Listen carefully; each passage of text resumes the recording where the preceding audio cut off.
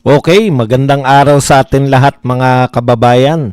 Saan man panig kayo ng daigdig naron, dito na naman tayo sa another episode ng ating vlogs, Badong Aratelis po.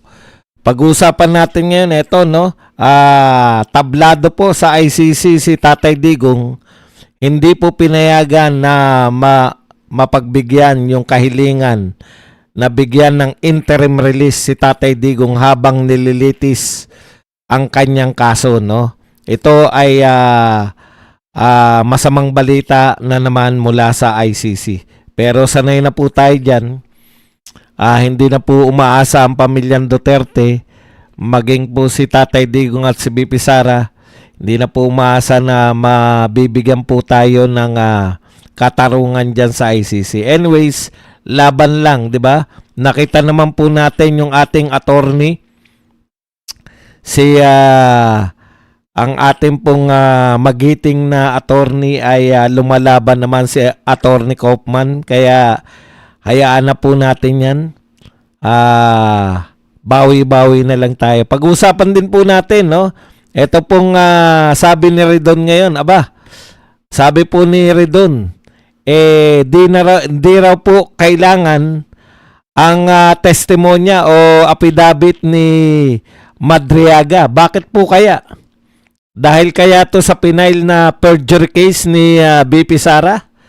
Yan yung sinasabi ko kanina na bago tayo nawala sa ere, ang tagal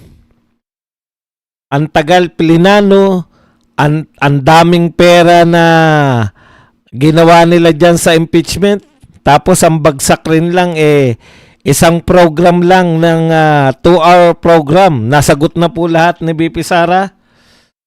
Back to the drawing boards na naman sila. Yung sinabi po nila na stick to the plan, nagiba po yung plano nila sa loob lamang ng isang program ni BP Sara sa ibalik ang tapang at malasakit. Yan po mga pag-uusapan natin at iba pang balita, pero bago yan, kung bago ka pa lang dito sa ito pa pala, no, si Saldico, yung pinaimbestigahan po ni Toby Chanco kung bakit hindi pa rin nadadakip si Saldico. Talaga bang gustong dakipin o wala lang gustong gawin kay Saldico? Yan po mga pag-uusapan natin, pero bago yan, kung bago ka pa lang dito sa ating channel, mag-subscribe ka na. Dahil ito lang ang tanging channel na may kinikilingan, may pinapanigan, una sa balita, huli sa impormasyon, kaya ano pang hinihintay nyo? Pindot na, okay.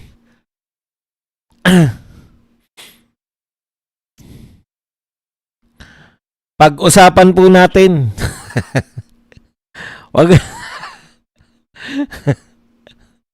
wag mo na problemahan yan, Inday Bidak. Okay lang yan. Hayaan mo na sa depensa nila. Mahusay naman yung mga abogado natin. Ito po, alam naman kasi natin to, paninira lang po to, no? Yung ano na yan. Mamaya, masasagot natin yung iyong pinoproblema, Inday Bidak. Okay, dito muna tayo kay Tatay Digong. Bagamat tayo po'y nasasaktan pa rin hanggang ngayon, no? ICC upholds ruling to keep Duterte in detention.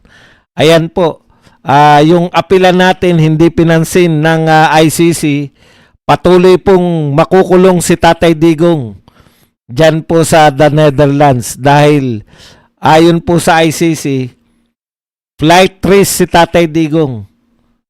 Hindi na nga ho halos makakilos, flight risk pa.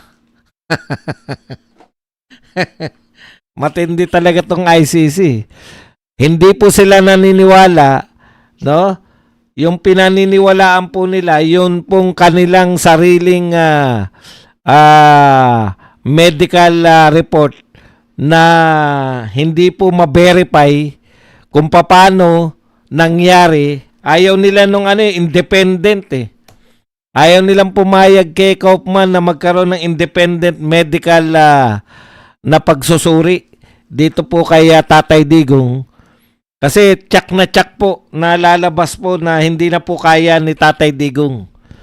Yun pong mahaba ang mga pagtalakay dyan. Napakatanda na ng mama. Sa bagay, wala na tayong magagawa dyan. Gustong tumulong ng ICC para maging bayani talaga si Tatay Digong. Tatanggapin na lang po namin yan. Pero ganun talaga. Nakita naman natin sa mundo. Ngayon po, nakikita nyo na po ICC. Pero malamang hindi nyo pa rin pansinin to. Yung papel ng isang kaaway ni Tatay Digong. Yung papel niya dito sa pagkalap ng ebidensya, umaamin na isang known enemy, no? Kilala pong kalaban sa politika. Si Trillanes umaamin na siya ay may siya po yung tumutulong para maghanap ng ebidensya, maghanap ng mga testigo dito sa ICC. So kitang-kita na po natin yung sabwatan, pakikipagsabwatan ng ICC mismo dito po sa mga kalaban sa politika ng mga Duterte. Kaya ano pa ba aasahan natin diyan mga yan? Pero ganun talaga no? Darating po ang katarungan. Kaya BP Sara, kung si Tatay Digong sumuko na, binigay niya na siya po ay maaari niya diyan na siya matigok sa the Netherlands. Ang magagawa na lang natin, BP Sara, pag ikaw na presidente, bigyan mo ng katarungan yung nangyari sa tatay mo. Singilin ang dapat singilin. No? Kami po, susuportahan ka namin lahat ng aming kakayahan, lahat ng aming kalakasan ibibigay namin sa pagsuporta sa iyo, BP Sara. Pero ito lang po ang gusto namin no? Pag nanalo ka naman, sana singilin nyo yung lahat ng mga sumalbahe kay Tatay Digong. Lahat na nakipagsabwatan sa ICC, lahat ng mga opisyal ngayon o hindi opisyal na naging dahilan kung bakit napakulong si Tatay Digong. Sana po masingil natin, BP Sara. Yun na lang po. Wala na tayo aasahan ngayon diyan sa ICC na yan. Ang gusto lang natin, makabawi tayo pag presidente ka na. Singilin mo lahat na nakikipagtulungan dyan. Singilin mo lahat ng mga nagkukutsabahan para ka ma-impeach. Lahat po yan, BP Sara. Masisiyahan po kami lahat. Yung mga mga nasa likod ni Madriaga. Kung kinakailangan niyo pong gawing state witness si Madriaga para ituro niya kung sino yung mga nagsusulsul sa kanya para idiin kayo. Wala tayong magagawa naputol. Yung mga nakasubaybay kanina, wala tayong magagawa. Pero in fairness po, eto po, no, ang ganda po, ako bilib na bilib, mahusay talaga tong mga Duterte sa taktika Yun pong pinaghirapan nila. Maraming perang binuhos, daang bilyon para po sa impeachment. Akala nila nakakaisa na sila sa impeachment. Nasagot na po lahat ni BP Sara bago pa kayo maglatag ng inyong mga pagsisinungaling. Bago nyo pa po latagan ng mga kasinungalingan si BP Sara. Nasagot na lahat ni BP Sara. Naikwento na ni BP Sara kung bakit may impeachment ngayon. Paulit-ulit naming uulitin hanggang makarating sa lahat ng mga tao sa Pilipinas na ang impeachment law ay plinano na nila bago pa sila makakita ng ebidensya ng katiwalian. Alam na po nila, plinano na, at ang utak niya na si Martin Romualdez. Ayon kay BP Sara, plinano na nila. Yang impeachment, wala pa sila nakikitang kasalanan. Alam na nilang i-impeach, may plano ng impeachment, pupunuan na lang nila. Ano po ang ginawa nila? nagsagawa ng mga serye ng mga investigasyon at lahat po ng investigasyon na yan po ang nagresulta ng impeachment, ng mga kaso sa impeachment. Maski po yung mga ginawa nila kay BP Sara na maski po yung si John Wick, sinadya po nila yan. No?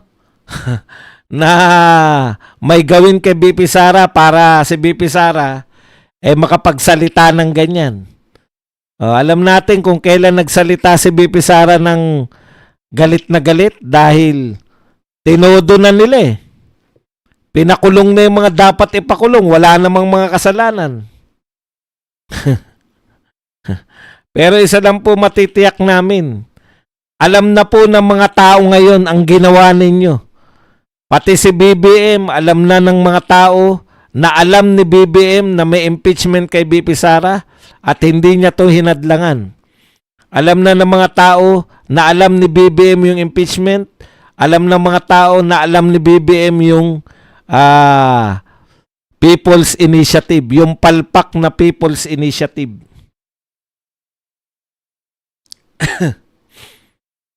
Kaya po yan, natitiyak po namin na darating tayo dyan sa singilan.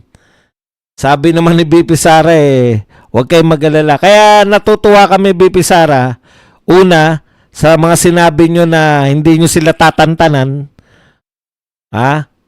Palaban na si BP Sara ngayon. Kung may dapat kasuhan, kakasuhan na. Ikalawa, natutuwa po kami kasi wala pa silang hakbang na ginagawa, naunahan nyo na ng paliwanag sa taong bayan. Ngayon, kahit na ano pang pagsisinungaling nila dyan sa impeachment, kahit na ano pang ilabas nila dyan, manawagan sila ng buksan ng kung anong dapat buksan. Simple lang, Salin daw ni BP Sara. Unexplained wealth. Tanong ni BP Sara, alin sa salin ko an unexplained? Alin yung hindi kayang ipaliwanag? Di ba? Lahat po, yan dyan na lang naman Hanggang sa ilang taon na po, wala pa rin silang nakitang ebidensya. Hanggang sa ngayon, ang gagawin po nila, fishing expedition pa rin. Ano ang sentro nila ng sinasabi? Pabubuksan yung bank account ni BP Sara. Bilang parte ng kung ano-anong gusto nila. Ano man ang mangyari dyan, mapupunta pa rin po sa Senado yan.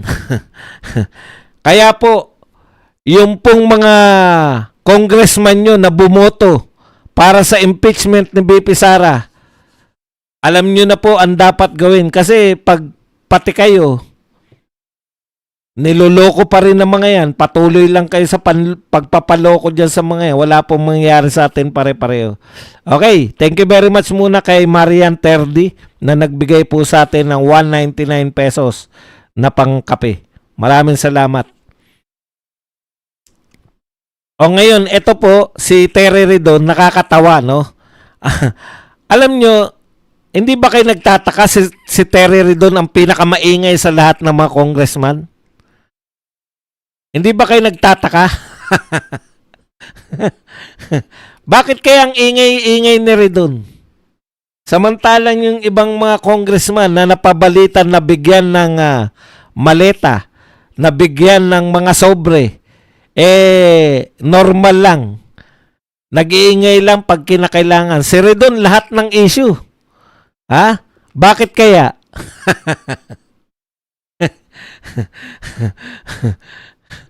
Bakit kaya napakaingay ni Ridon sa lahat ng issue? Si Ridon parang may kasabihan kami dito sa Bulacan, para kang sili, sahog sa lahat ng sangkap sa lahat ng lutuin. No? Ingredient ka sa lahat ng lutuin, para kang sili. Alam nyo, may hinala ako ito, pabor sa ito Ridon May hinala ako kung bakit si Ridon ay napakaingay. Kasi hindi siya nakatanggap ng maleta. Oh, hindi pa uso. Hindi pa siya congressman nung bigayan ng maleta eh. Oh, yan ha, pinupuri kita rin doon ha.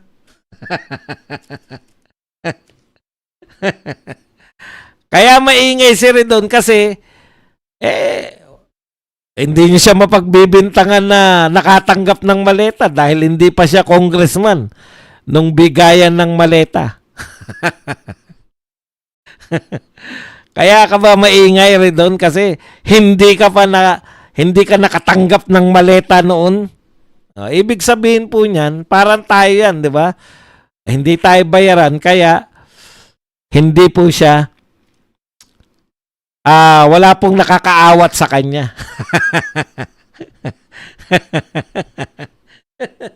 Di ba? Siyempre, mahihiya ka mag-ingay kung nakatanggap ka ng maleta. Puta, sabihan ka lang. Putsang ingay-ingay mo, kaya ka naman maingay dahil nakatanggap ka ng maleta. Si Redon, may karapatang mag-ingay yan. Bakit? Kasi, hindi siya nakatanggap ng maleta, di ba? Kaya talagang totoo yung sinasabi niya, bukal sa loob. Hindi siya nagsasalita dahil siya ay may utang na loob sa maleta. Hindi. Kaya siya nagsasalita, malakas ang loob niya magsalita kasi hindi siya nakatanggap ng maleta. Hindi pa siya congressman nung bigayan ng maleta. Kaya may karapatan siyang mag-ingay. Okay ba Redon? Sabi sa'yo, pinupuri kita eh. Sa mga hindi po makaunawa nung mga pinapahiwatig natin, pag-isipan nyo.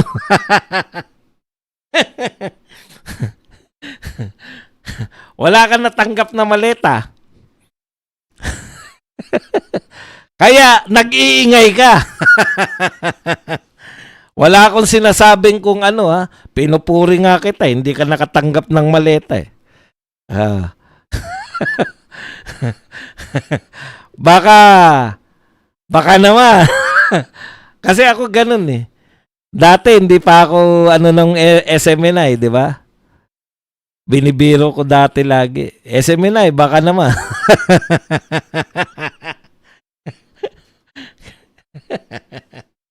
Okay. Ano ba ang sinabi ni Redon ngayon? Yan. Alam niyo po si Redon, pati dun sa impeachment, no? Talagang laging gigil si Redon eh. Talagang siya yung mga bumabanat kay Suntay. Talagang madidiin ng kanyang mga pagtatanggol sa dapat ma-impeach si BP Sara. Talagang siya yung pinakamasugid. Daig pa na rin doon yung mga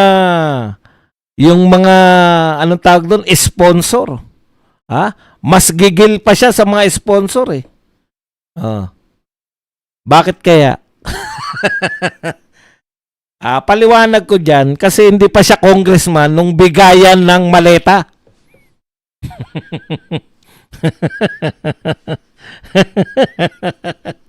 Hindi pa siya congressman nung bigayan ng maleta kaya nag-iingay siya ngayon dahil siya po ay tapat po ang kanyang saloobin. Yan yun. Di ba? Tapat ang saloobin yan. Kaya hindi niyo siya maakusahan na hindi ako nag-iingay dahil ako'y nakatanggap ng maleta. Hindi pa ako congressman yan.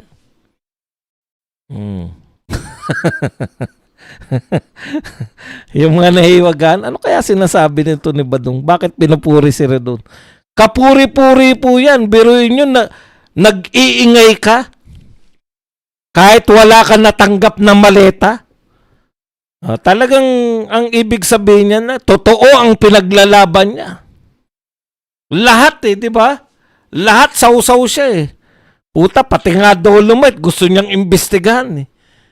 Pansin na sa lahat eh. Talagang siya po ang pinakagigil, hindi po yung mga sponsor. Mas gigil pa siya. Alam nyo na ngayon. Hindi siya nakatanggap. Kaya yan ang ginagawa niya na yan. Out of talagang nasa puso niya yan. Alam nyo po, pag nasa puso niyo yung pinaglalaban nyo, lagi kayong gigil. Lagi kayo nag-iingay.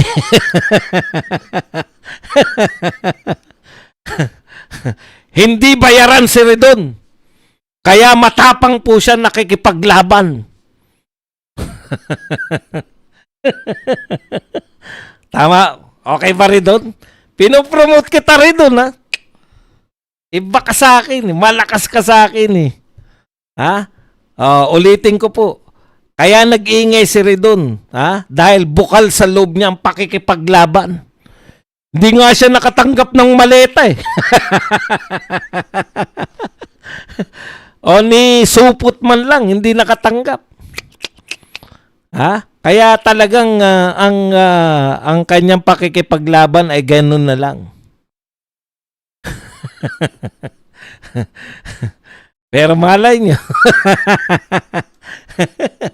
Si Trillanes nga, ganyan-ganyan lang nagsimula, di ba? Ingay lang na ingay. Ngayon, parang meron na siyang command sa mga, ayon sa 18 Marines, may 2 million daw na binigay sa kanya.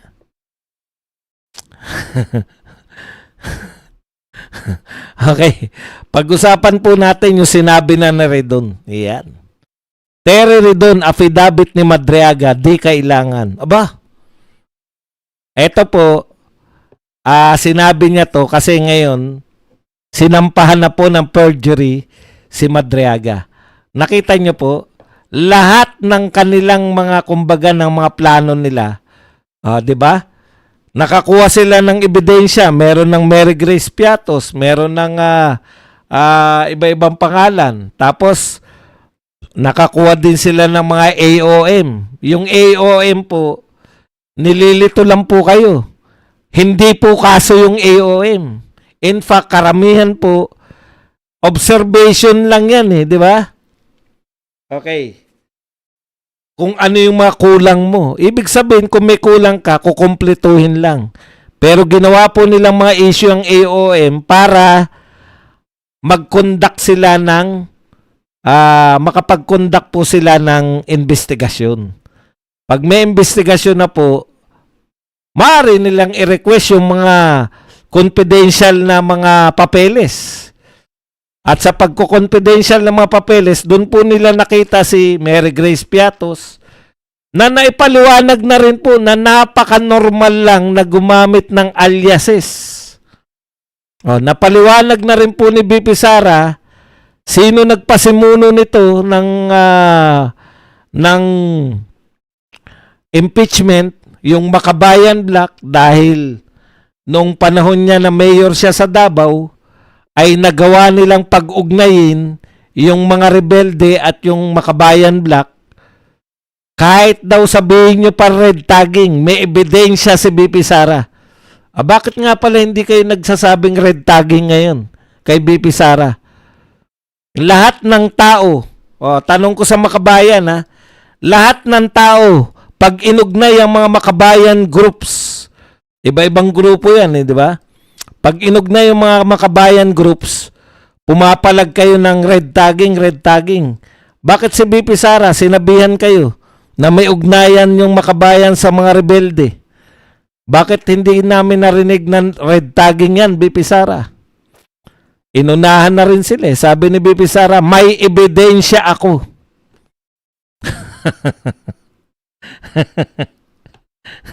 Thank you very much kay VK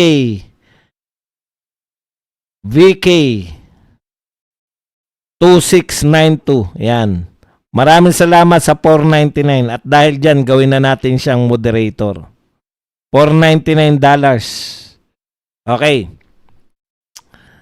Ano pa po ang mga nalantad na ni BP Sara bago pa kayo magsimulang talakayin yung inyong mga di umano ay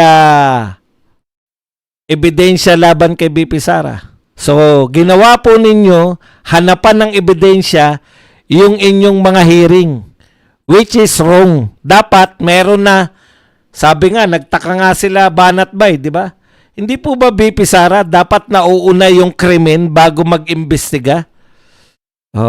Ganito po ka-epokrito yung nag-imbestiga, lahat po ng mga congressman na nag-imbestiga kay BP Sara. Wala pa po silang ebidensya nag-imbestiga po sila, may gusto silang marating, ano yun, impeachment kay BP Sara. So gumawa-gawa sila ng mga usapin para mag-imbestiga kay BP Sara. Kunwari 11 days. Wala naman pong problema sa 11 days. Wala pong kasong 11 days, kahit 11 days. Pwede ngang 1 billion, gastusin mo na isang araw eh. Di ba? Kasi po malakihan po ang gastos eh. Sa gobyerno, pwede kang gumastos sa isang araw ng 1 billion. Wala pong problema doon. Sinimulan nila 11 days, mag-imbestiga tayo, paano yan 11 days, etc. Kulang pa rin. May mga ano na sila, may kulang pa rin. Sino po magtatahi ng lahat? Testimonya ni Madriaga. 2 natirang impeachment complaint number 3 at impeachment complaint number 4. Ano po ang pagkakapareho nila? Pareho po nilang binabanggit yung pangalan ni Madriaga.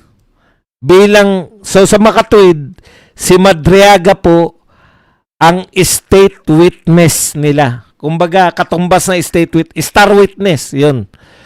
Ang star witness ng both complaint ay si Madriaga. Naunahan na rin po sila ni BP Sara. Habang si Madriaga ay pinopromote pa lang nila, nakapanipaniwala, sinampahan na ng kasong perjury. Alam po nila, whistleblower. Yun na lang ang kulang, di ba? Whistleblower. Yun ang ginampanan ni Madriaga. Pero, sa tingin ba natin, malaya pong nagbigay ng pahayag, testimonya si Madriaga? Malaya po niyang naipahayag ang kanyang affidavit? Hindi po. Bakit po? Hindi malaya si Madriaga. Literal na nakakulong si Madriaga.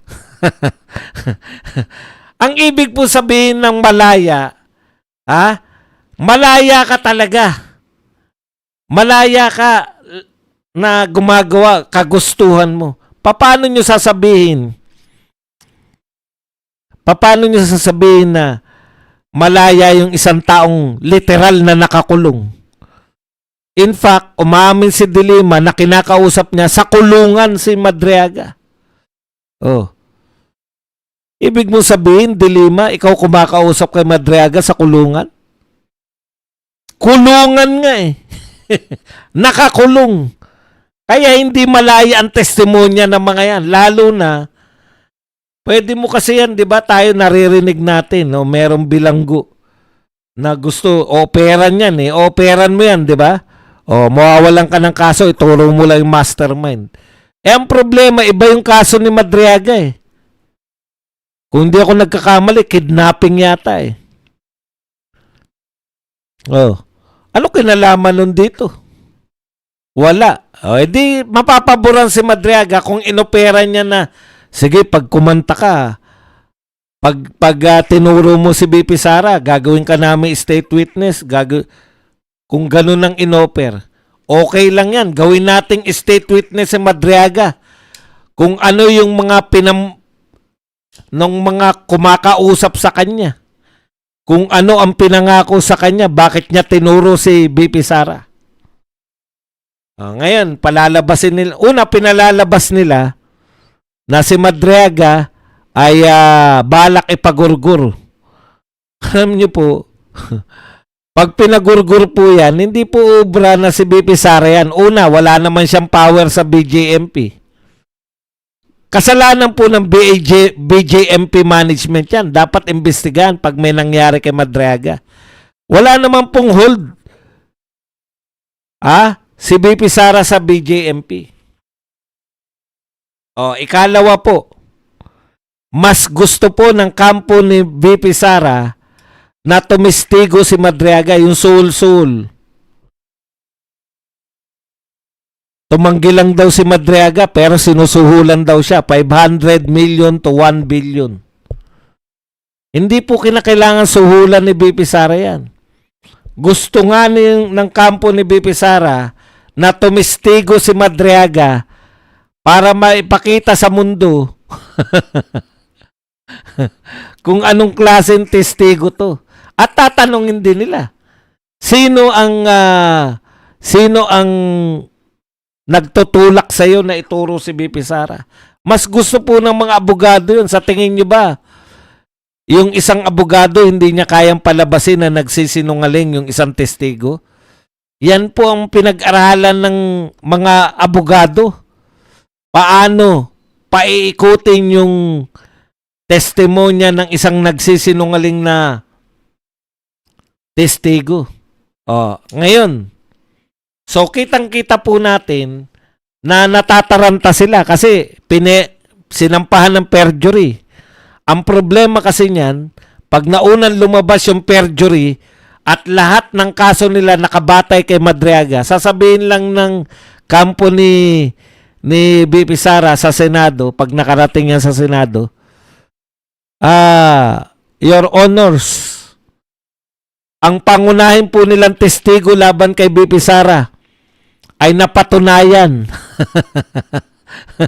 sa kasong perjury, napatunayan na nameke ng kanyang affidavit. Halimbawa po naunang bumaba yun.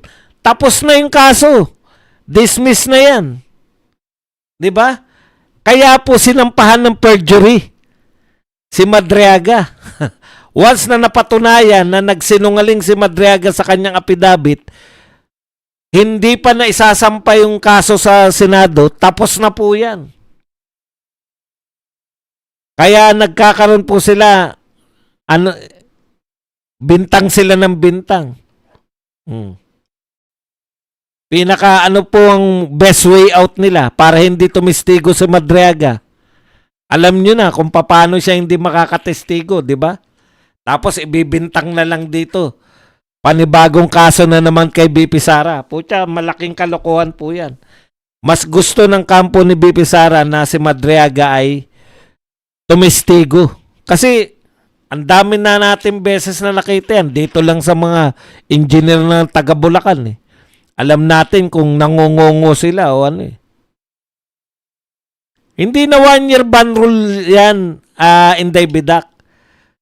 Pag napunta na po, nakasuhan na po yan, pag yan po ay na-acquit ng Senado, hindi na po magsasampa na naman sila. Kinakailangan nila, panibagong kaso ang isasampa nila. Hindi na po pwede yung mga naisampa na nilang kaso. Hindi po, pag na-acquit ka sa isang kaso, walang double jeopardy. Hahanap naman sila yung ngayon na. Ano ang nagawa ni BP Sara ngayong 2026 para masampahan nila ng kaso? Kaya effective na effective yung perjury. Ngayon gaano sila ka-apektado niyan? Isa pa. Nilabas din sa programa ni BP Sara na hindi katiwa-tiwala, mayroong conflict of interest yung namumuno sa Justice Committee. Dahil ang pinuno niyan, mayroong grudge laban kay BP Sara, hindi nagbabayad ng utang. Sa madaling salita, ayon kay BP Sara, makapal ang muka.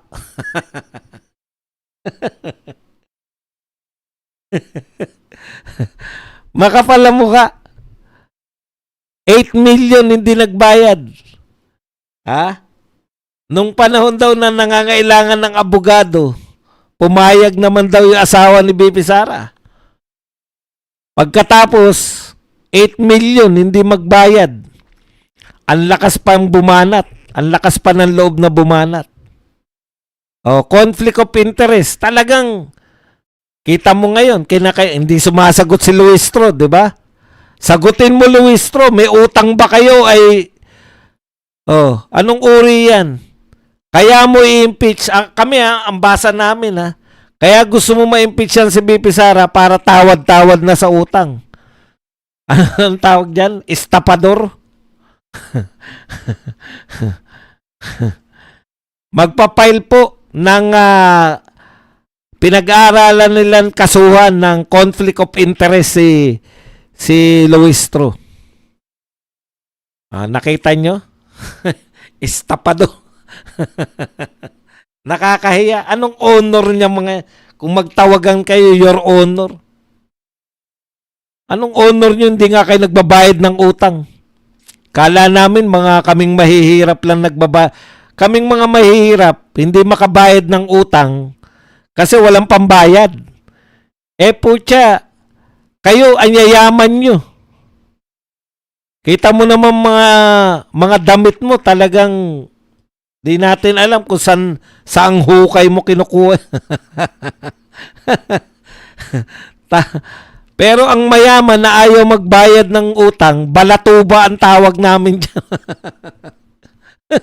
May pera ka naman, ayaw mo magbayad.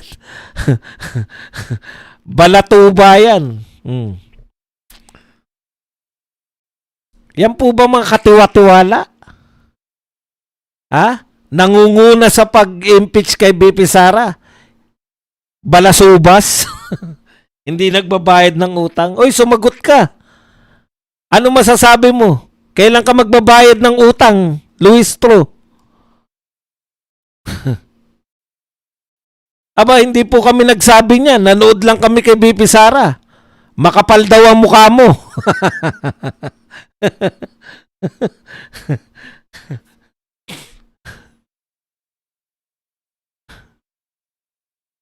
Wala lang eh. Parang wala lang sa kanya eh. Walang pakialam eh. Okay. Ngayon, nagbabago na po si Terry Ridon. Ito po ang sinabi ni Terry Ridon ngayon. Kasi may sampa na balik tayo kay Madriaga. Nagsampa na po ng kaso si BP Sara laban kay Madriaga.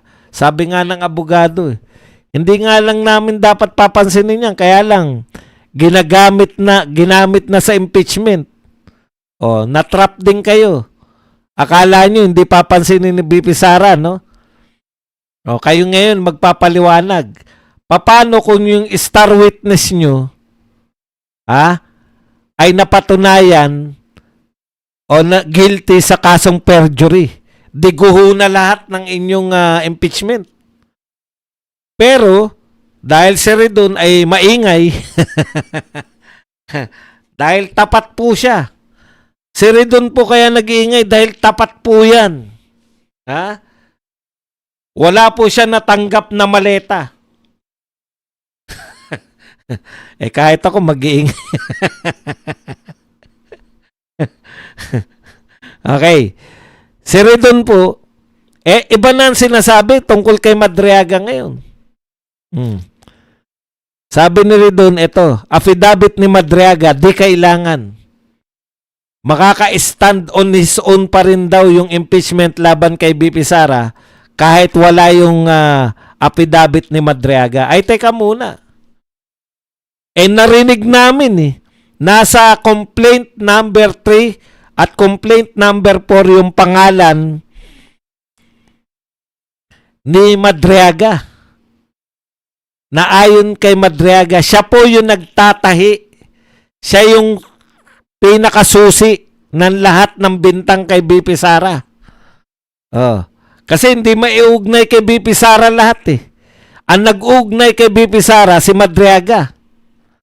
Tapos sasabihin mo, pwedeng mag-stand yung inyong impeachment complaint. Yan po ay malaking kalokohan. Ngayon sabi niya, sa totoo lang daw, marami daw pong committee na hindi pa rin naman 100% na naniniwala kay Madriaga. Hindi naman ganun ang pagkakasabi, pero ganun yung meaning. Talaga? Hindi pala kayo kumbinsidong-kumbinsido. Yun pala pagkakasabi. Hindi raw sila kumbinsidong-kumbinsido sa mga testimonya ni Madriaga. Patay na tayo dyan. Pinahihina nyo na yung sarili nyong impeachment laban kay BP Sara. Dahil inuunahan mo na rin doon. Ikaw ba nagpaalam ka sa mga sponsor? Yung mga sponsor ba, sabi rin nila ganyan? Na pwede nilang tanggalin yung testimonya ni Madriaga? Baka ikaw lang nagsasabi niyan. Ikaw talaga rin doon, no? Baka ikaw lang nagsasabi na hindi na kailangan. Nagmarunong ka na naman, inunahan mo pa sila. Kung hindi na kinakailangan, bakit nilagay dyan sa impeachment 4 tsaka 3? Yung pangalan pa ni Madriaga. O, sabi pa ni Redon, kinakailangan talaga yan. Si Madriaga na ipaliwanag niya. Kumbinsihin niya yung mga na totoo yung sinasabi niya. Aba, ikaw pala hindi kumbinsido. O kaya ka hindi kumbinsido. Hindi pala kayo kumbinsido kay Madriaga eh. Bakit kayo nag 54-1? Di ba? Yan po yung sinasabi natin. Dahil wala po silang kamalay-malay, sabay ito eh. Di ba? Habang tinatalakay nila yung impeachment, nagsampa naman ng kaso si BP Sara. Alam ko sabay yan eh. O di hindi nyo ngayon alam ang gagawin nyo. Nung na-realize nyo, patay tayo dyan. Pag napatunayan na si Madriaga ay nameke ng kanyang testimonya, yari kayo. Guho ang impeachment. Wala na po yung 1-year bar rule na yan kasi napatunayan na yung impeachment ay na-acquit eh. So, ibig sabihin, pag na-acquit po si BP Sara ngayon, maghihintay na sila uli ng mga magagawa ni BP Sara na kakaso-kaso. It's too late na kasi next year, busy na lahat sa kampanya eh.